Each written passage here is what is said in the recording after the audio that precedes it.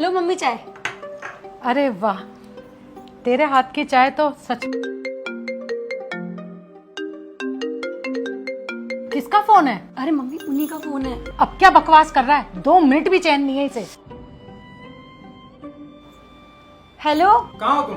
अरे वो मैंने बोला था ना आपको, मैं दही लेने आई हूँ मार्केट में। अरे दही लेने में इतना टाइम लगता है? सच से बताओ, तुम हो कहाँ अभी? अरे दही लेती लेती फिर मैं मम्मी के पास में आ गई।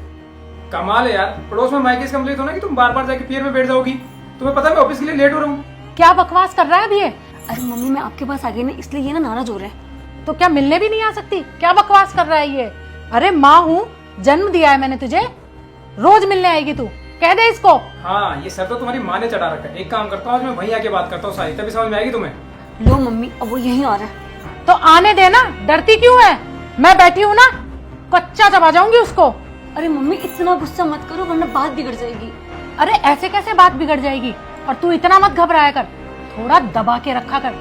देख तेरे पिताजी को बिना चू चपड़ करे पूरा घर का काम कर लेते हैं।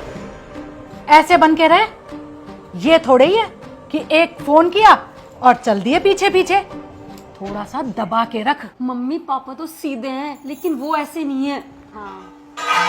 अरे क्या सारे बर्तन तोड़ोगे क्या? इतने साल हो गए पर बर्तन मांजने नहीं आए इसे।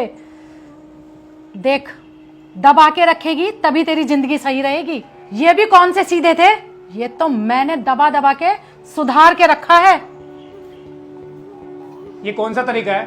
तुम 2 मिनट के लिए बोल के आई थी और यहाँ आके बैठ गई। तुम्हें पता मैं ऑफिस के लिए लेट हो रहा हूँ ना। तो इसमें कौन सी बड़ी बात हो गई? उसकी माँ का घर है। अरे तो माँ जी, एक दिन आए तो समझ में आता है। ये दिन में 4 बार आती है आपके पास और आप इसको समझाने के बजाय इसी का साथ दे रहे हो। हाँ तो 4 बार क्या, इसका जितनी बार मन करेगा उतनी बार आएगी। कैसी मेरी फूल सी बच्ची मुरझा गई है। तो माँ जी मेरे साथ भेजा ही क्यों था? फिर यहीं रख लेते ना इसको।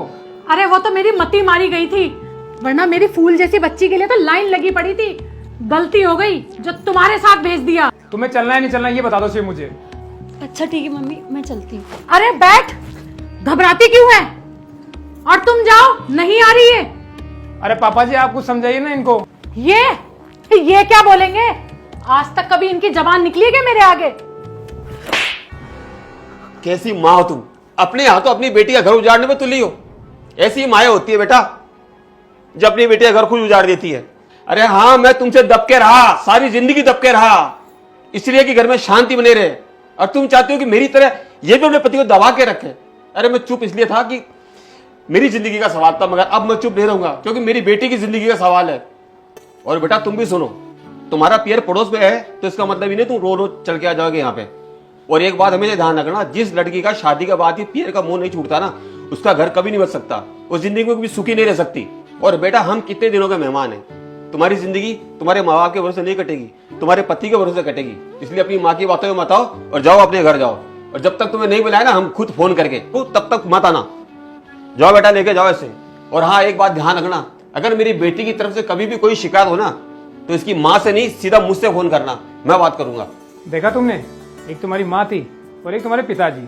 अगर ऐसा इंसान घर में हो ना तो किसी बेटे का घर नहीं बिगड़ेगा कभी। अब चलो।